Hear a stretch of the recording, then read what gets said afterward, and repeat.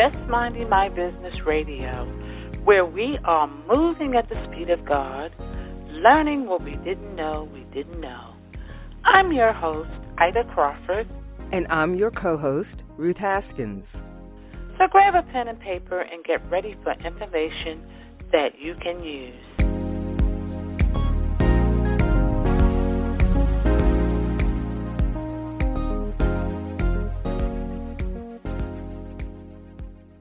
Welcome to Just Minding My Business Media. We are happy to have you join us and hope you have had an excellent day. Do you have a message you want to share with the world?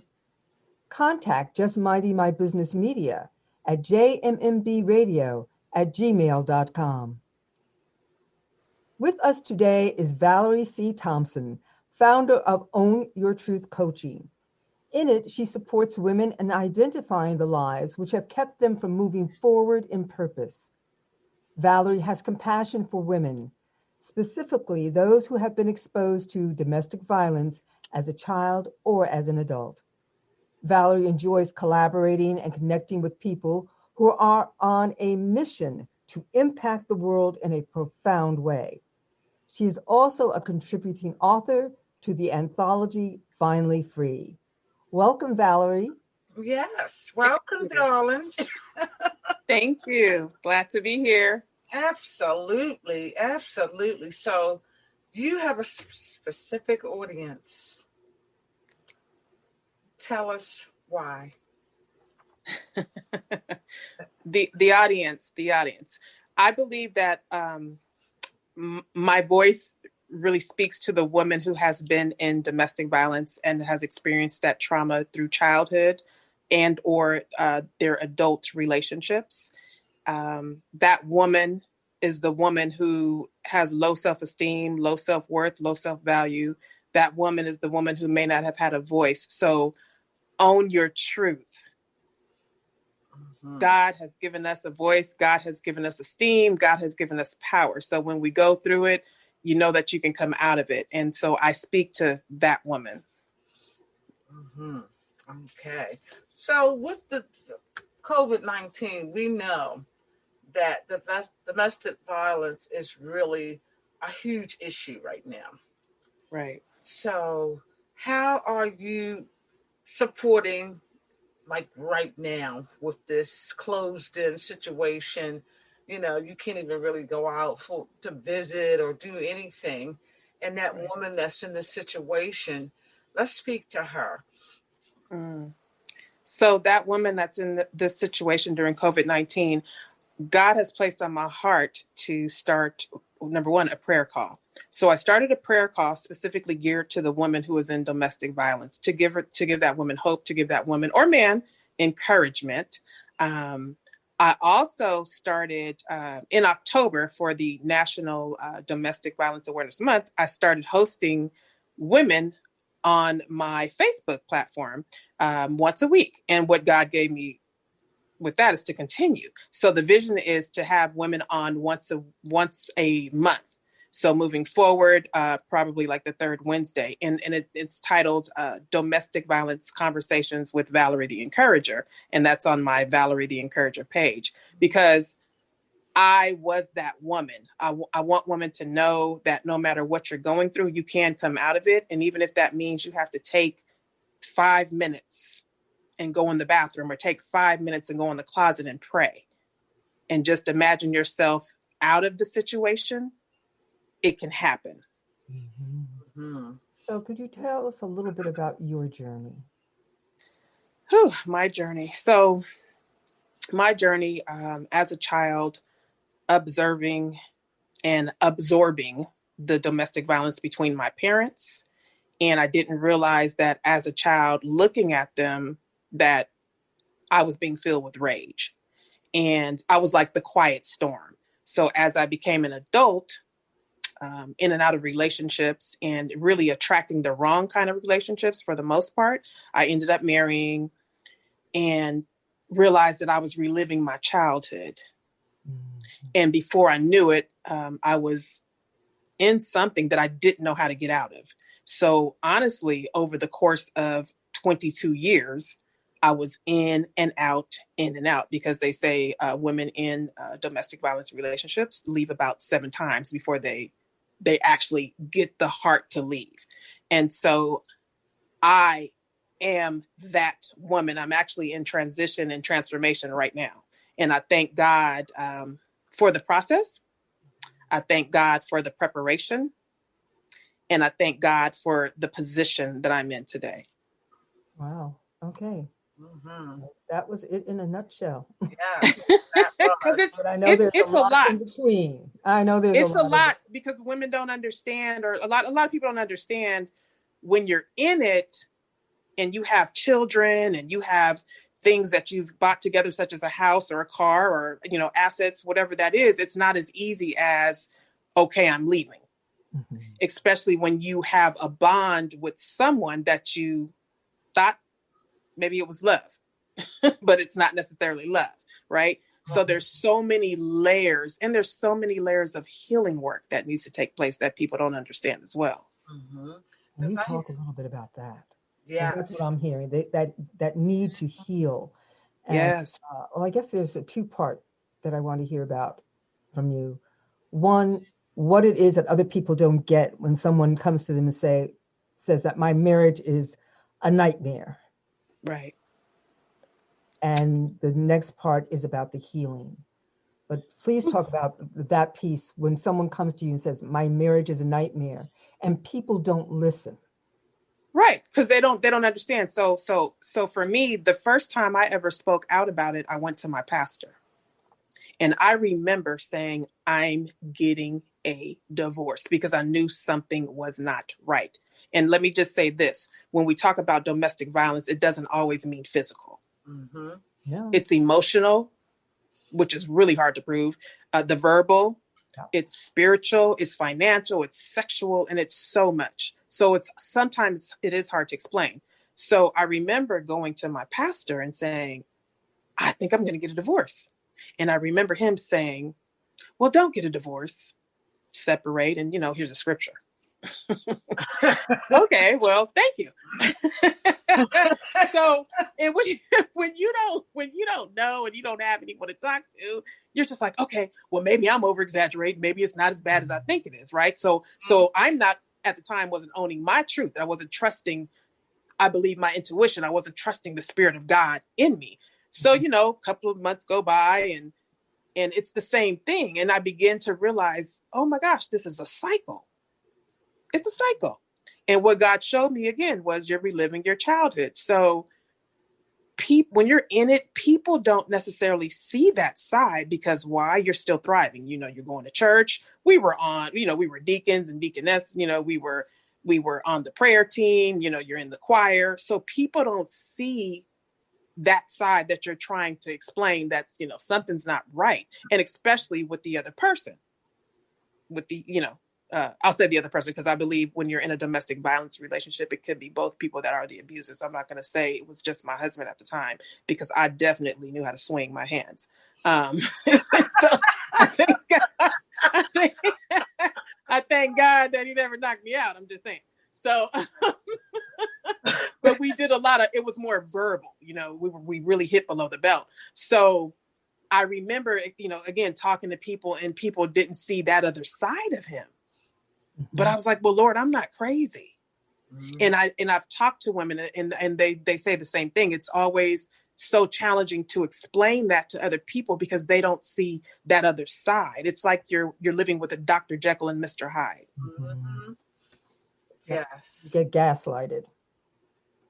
There you go. Yeah. But you don't even know what you're in when you're in it. It's for me, it was after the fact. I really had to do a lot of researching and soul searching and finding out what terminology was. Like you said, gaslighting. You have traumatic bonding, whereas, it's this, and I think it's called love bonding as well, but it's the whole thing of, okay, I might have cussed you out, or I may have hit you, but I love you. So here's some flowers. Mm-hmm. Or can I take you somewhere? Mm-hmm. And a lot of people are in that cycle, but that's not okay. Yeah. And so for me, healing began to take place immediately, because I have always journaled. I've been writing since the age of 15. So for me, the journaling is what kept me. My journaling went from negativity and depression to positivity and faith and vision. Mm-hmm. My journals, my pen and paper kept me from going to jail. And that's my truth. Because I had so much rage inside of me. It was both of us. Let's talk about that, because that's part of your healing process was the journaling, just so that our audience can identify. Can you put words to that rage, what it felt like, what it looked like, especially once you started getting it down on paper? Because it's one thing to walk around with it inside of you, but boy, when you start putting it out on paper, it's like. Right. Okay. My journals. So for instance, I remember writing something that said, someone's going to jail tonight, or somebody's going to die tonight if you don't intervene, God. That was the depth. I wrote everything out. It was to the point where no matter what, I had to write between praying, between crying, between prayer calls, on the prayer team. It's like I did whatever I could to escape the pain. But what God showed me was, you can't point the finger at him. You need to heal you. And it was as if I heard God's voice speaking to me, through me. And so pen met paper, and that was healing for me. I had over 30 journals. Mm-hmm. I had over 30 journals. And at any given time, looking through my journals, always focused on my husband at the time, always focused on, anger, always focused on deliver me, Lord. But when God told me again, look at yourself and heal. And it's a process because there's layers. When you add up 22 years with someone, plus probably 12 years of my childhood, because my parents, my father died when I was 15, but they separated when I was 12. So if you add that up, that's a lot of, what is that, 34 years of, trauma and drama. Mm-hmm. And so I thank God for being with me in the midst of it all. In the midst of it all, God has always been with me from day one as a child to now as an adult. I think that's one of the amazing things that many people find is when they look back and they have a spiritual practice, or they have a relationship with God, is when they look back and say, you know what, God had to have been with me, because I wouldn't be here. I'd be either dead, crazy, or in jail. That's right. And that was my truth. I said that all the time because what's funny, and it's so beautiful when I look back. Even when my parents would be fighting, I look back and I remember getting a Bible. Now, mind you, we didn't go to church. I don't know how that Bible got in that house, but I would get my Bible and I would hold my Bible and I would go downstairs to my brother's room. And I just remember feeling immediate peace. So I look back and I know, again, God's hand was upon my life. And I know that there's a calling and a mandate on my life to speak to women about domestic violence and also help them prepare to come out, because you don't have to stay in it. That's right. Oh, that's right. And having somebody that's been there, done that, to hold your hand as you move through it and come out of it is huge, because it's scary. Like you said, children, assets, your own self-esteem, what you think about yourself, all of that has a play in leaving that situation, because a lot of times, people think it's their fault, or you have family members in your ear. He's a good man. Right. He's this. But because they on the outside looking in. Right. But seeing your truth is telling you. See, here's the thing. When we get into relationships, red flags are there from the beginning. Like when I look back, the red flags were there. But I didn't trust myself enough to pay attention. So there was nothing new under the sun once we tied the knot. Right. You know? Yeah. Ida knows I've never been married, but I've been engaged. Okay. And I know that if I had gone through with it, I would have been living your story. Right. Because And he I was thank already you verbally abusive. Right. That's all it was going to do was be worse. I would have been living your story and the story of so many women. I was blessed. Amen. I'll say this is going to sound strange, but my mother came to me in a dream and she literally told me, don't do it. Wow. And I dreamed that I was in a beautiful apartment, and little by little, everything disappeared. And I wound up sitting in the corner in a straitjacket. The next day, I broke my engagement. Much to the anger of my family. I'm glad my you paid family. attention. And you paid attention. But you know, that is so profound. Now, you probably don't believe me, but I'm going to tell you. See, okay, that was my second marriage. My first marriage, I kid you not, my mother came to me in a dream. I was married to that man for 4 months. She came to me in a dream and told me not to marry him. But I wasn't like you. I married him. But let me tell you, it was for 4 months. So that was my first husband. Okay. She didn't come to me in a dream about the second man. But it's so that's She said she's not going to listen to me anyway. But when you said that, I'm like, wow, because my mother did. And it was so profound, but I did it anyway. But I got it annulled in 4 months. Okay. And so then I got married again.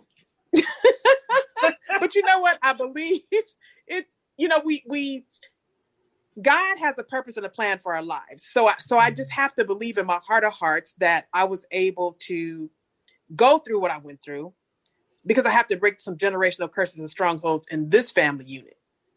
Because when I look back, it wasn't just my mother, but guess what? It was her mother, and it was probably her mother, and you know, going back many a great grandmothers, right?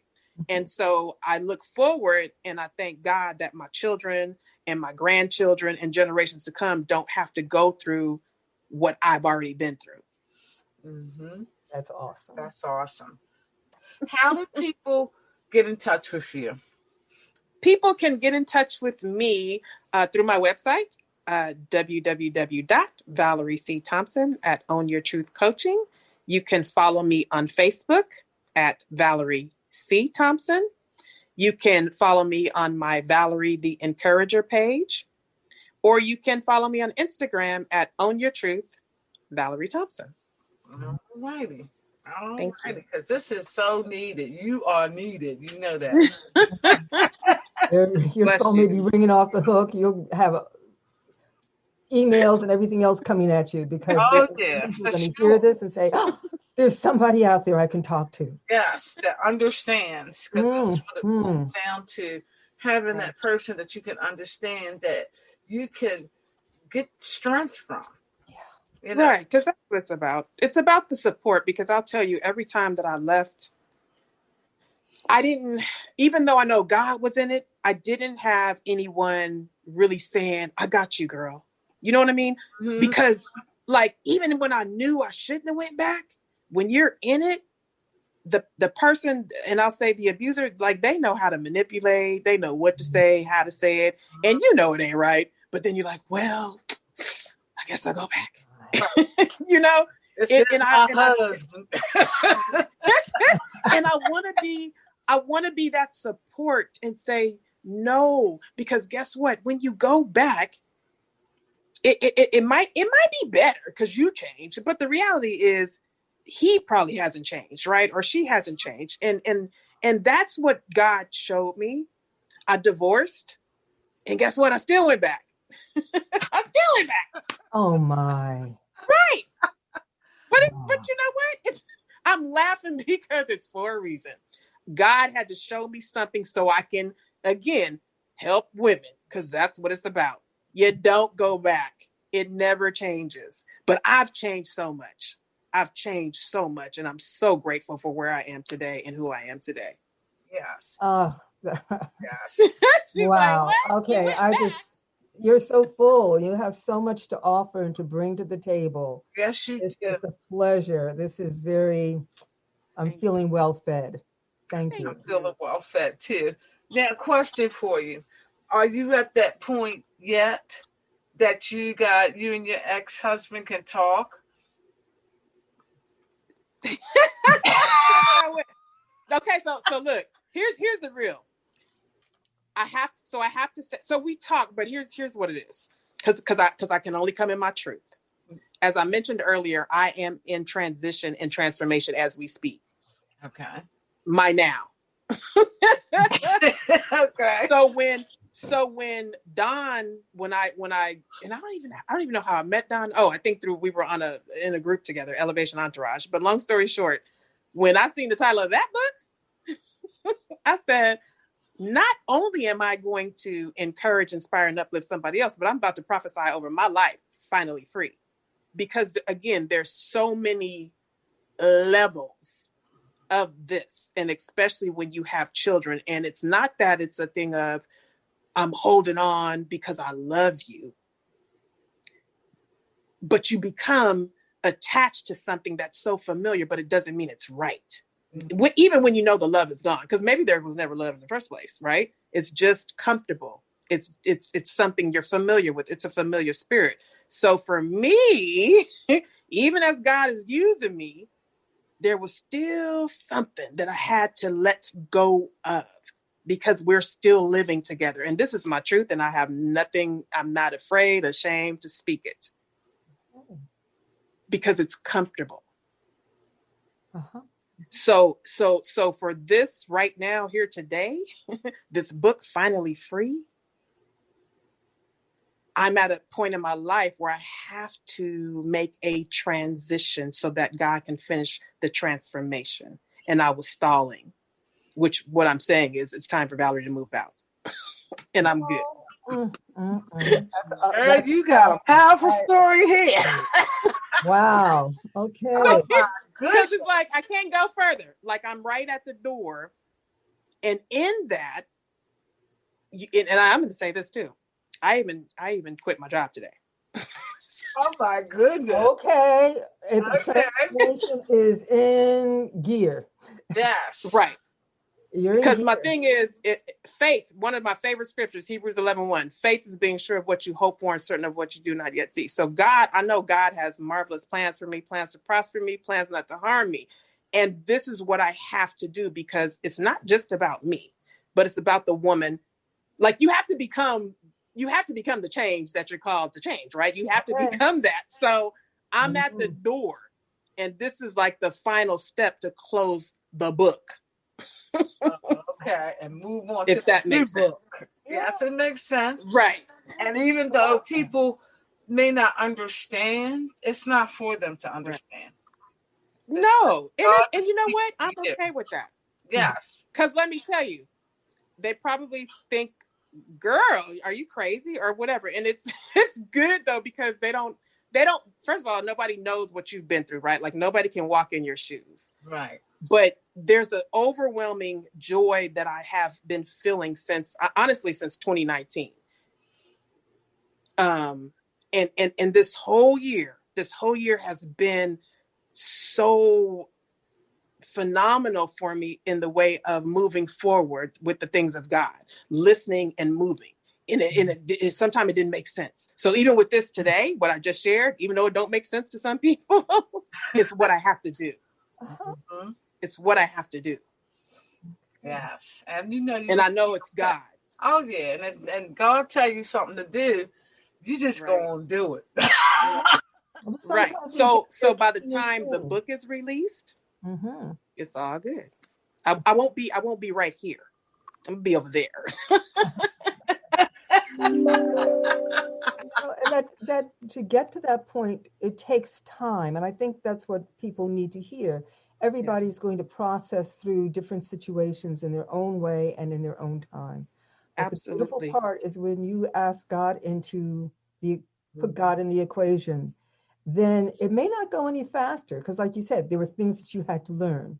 That, Right. he allowed you to stay in a place until you got the message, so to speak, or you began to understand it yourself.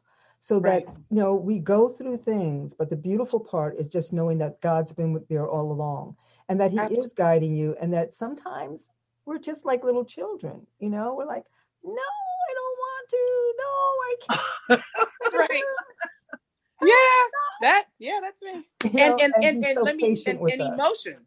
emotions. Mm-hmm. That was one of the reasons why I came back. God had to settle me in my emotions because I was fight or flight. That was me, right? Emotion. So when I came back, God said, you're not going to leave because you're starting to feel some kind of way. You're going to sit here and you're going to rest in it.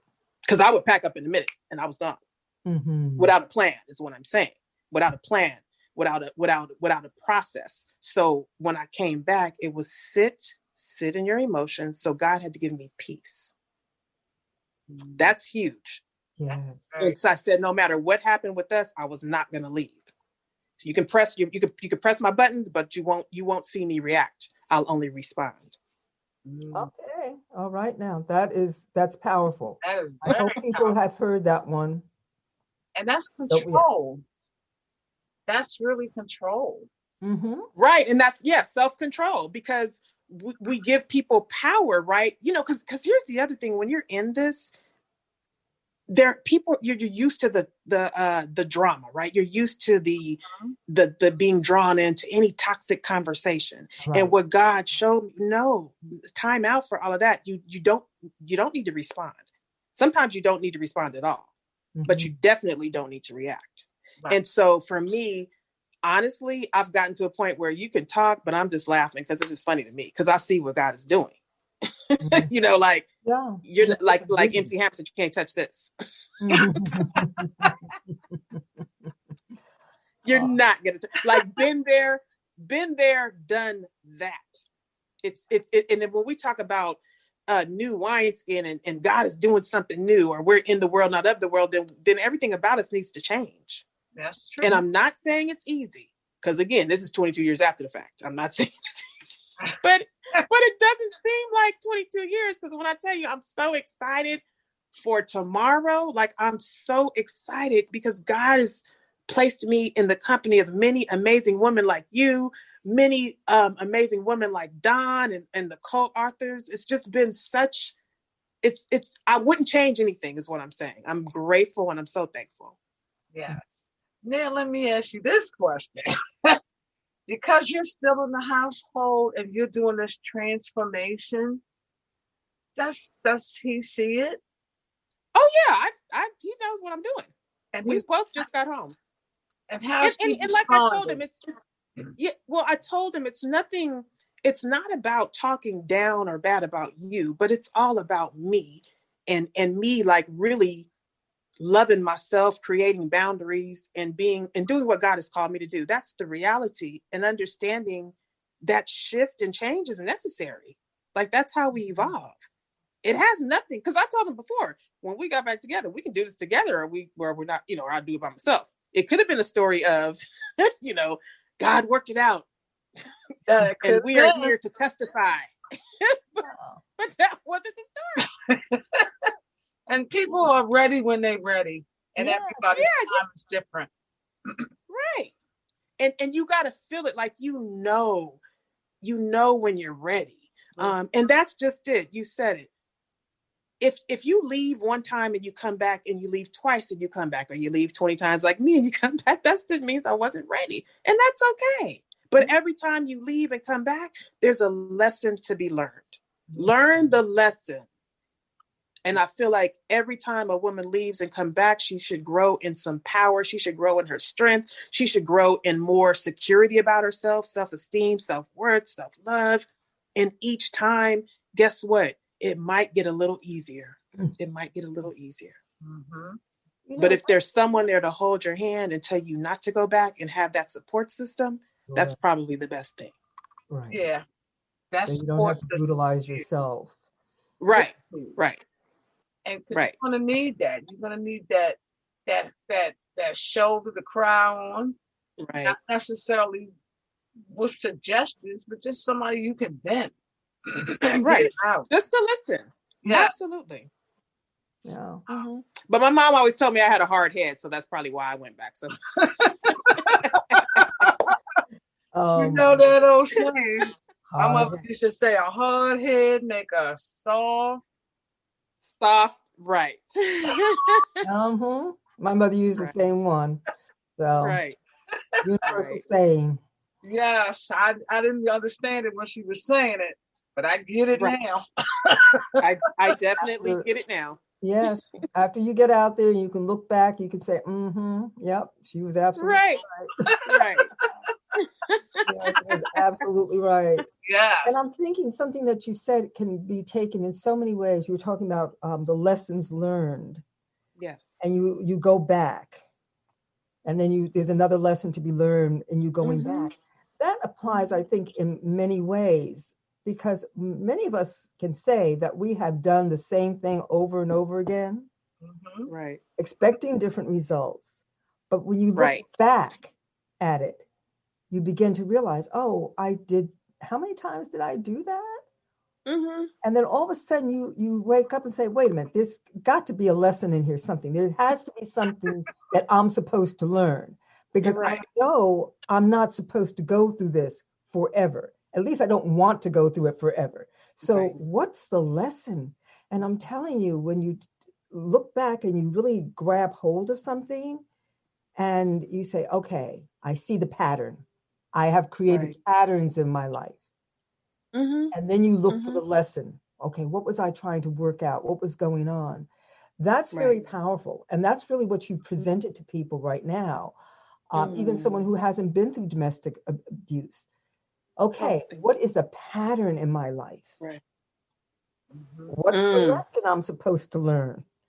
So there are a whole bunch of folks, like Ida says, you either have been through it, you're in it, or you're coming out of it. There are a lot of people who are in it and trying to figure out, how do I keep winding up in this same place? Right.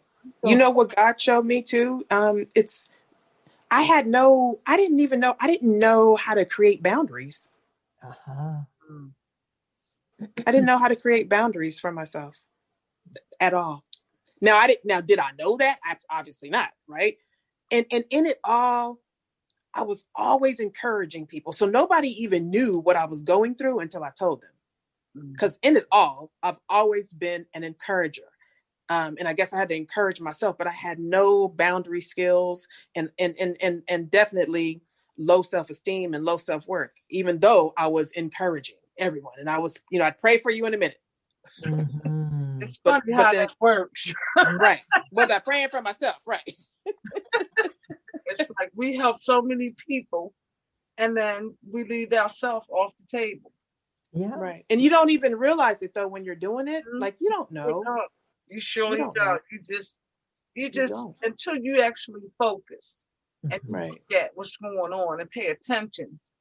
I'm helping all these people and look at me, look at my life. There you go. That's it. Right. That's it exactly. Right. All of a sudden you wake up and you're like, wait a minute, what's going on here? My life is in shambles and they're going on about their business. Right. Will somebody come pray for me? Right. I need a helping hand now. You know what I'm saying? Yeah. This is like amazing. This is amazing. I'm so glad you came to visit us today. And I am too. I am glad to be here. You guys are so much fun. Ladies, you ladies are so like I feel like right at home. Yeah. And you are, because I mean we love people that help other people, because in my world, that's what I'm here for. Yes. To help other people. Yeah. It's about service. And I think that's what we all here it's from the heart. Yes, and we are our brother's keeper, like it or not. Yes. We are what God says. Yeah. And I say one body, many parts. Yeah, so if something is going on with your limb or your toe, it's going to affect me. We're definitely. That's right. We are definitely so true. for each other. That is so true. And that's something that, you can take that and you can spread it out into the whole world. We're all really one body. Yes, we are. Yes. One body. Yes. There are too many of us going in opposite directions. That's the I'm problem. not part of that body, and I don't want to be a part of that body. And as a result, I had a conversation today with someone about love. And when I got finished, I was just like, okay, we're not even talking about the same thing. We're talking about a very self-centered love that is, sort of like it's all about me.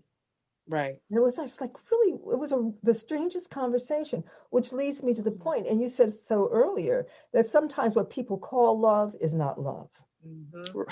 Right. Because you've been so conditioned, like you don't even know. And I actually said that the other day. I said, do I even know what love is? Like, how is it going to feel if I fall in love? I'm not going to say if, when I fall in love, because I've never been in love. What is this thing that's you call something love? that has to be defined for you. Right. You know what I'm saying? Because love is a lot of things. Yes, it is. It's a lot of things.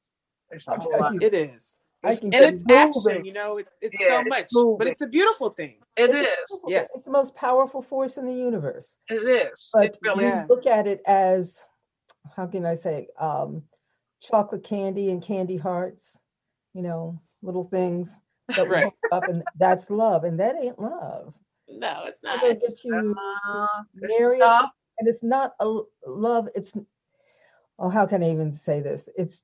It is bigger than what we think it is. Yes, it is. And we have to come to understand that form of love. And then we can bring it into our lives and understand how to share that kind of love. That's good. I like that. Yes, share. Yeah, we all grew up with that idea of love. Well, my generation grew up with, basically there was the music. And a lot of it was not about love. It was about sex, Right. And so we got the two confused. Right. And because of that, in the 40s and 30s, it was all the, moonlight and roses kind of thing.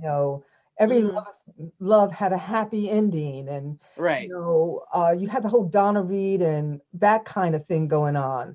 Ozzie and Harriet. I don't know if you know who. Yeah, no, my mother used to watch Ozzie and Harriet. So so you had all this big happy family. Yeah. Everything was perfect and lovely. They had some falling outs if someone lost his bicycle or something, or ran into the side of the building, or threw a baseball through somebody's window.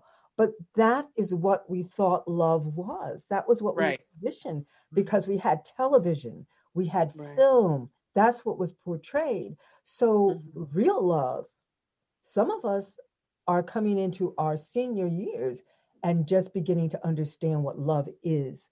Right. That's true. That's true. Yeah. That's true. So true. And the most beautiful thing, though, is just even being open enough to receive it, right? Like when you give it, you receive it. And it is huge. And one thing, again, through all of this, learning to love you, like learning to love you. Because if you cannot love yourself, you can't share the love with anyone else. Absolutely. Amen to that. Wow. Again, Miss Valerie, how do people get into contact with you? Thank you. You can reach me at my website, On Your Truth Coaching with Valerie, at www.valeriecthompson.com. You can follow me on Facebook at Valerie C. Thompson. You can follow me on Instagram at Own Your Truth Valerie Thompson. You can follow me on the Valerie the Encourager page, and I will give you my email address, ownyourtruthval@gmail.com. And I say the C, Valerie C. Thompson, because there is a race car driver, Valerie Thompson, and I'm not her. Okay. So you don't do no race cars, huh? Look, not yet. Not yet. Okay. Not yet. I'll take that. I know that's right. Well, you coming back. Yeah. We got more to talk I would love to. It's so much fun. Like, honestly, I feel like I'm right there with y'all. It's good. Thank like that when you. that happens. Yes, we love Yeah, it. That's I what love we want. it. Beautiful spirits, both of you. Thank Appreciate you. you. Thank likewise. So Wise, we will very wise. definitely you're definitely coming back sooner than you think. I'm gonna be like, Thank you. I'd love to. absolutely. But we are so grateful that you're here. And you ladies out there that are going through any type of domestic situation, reach out to Miss Valerie because she wants to help you. I am here to help you. I love you. Absolutely. Your business, through Just Minding My Business Media, has exposure on internet radio, major social media platforms, and now TV. Through Just Minding My Business, dynamic digital marketing platform. Don't listen to the word on the street. Hear it for yourself. Visit jmb.assistercircle.org to learn how you can take your business, your vision, to the next level. Voiceovers by RCH VoiceWorks, for when you want to be heard. Call 443-620-4115.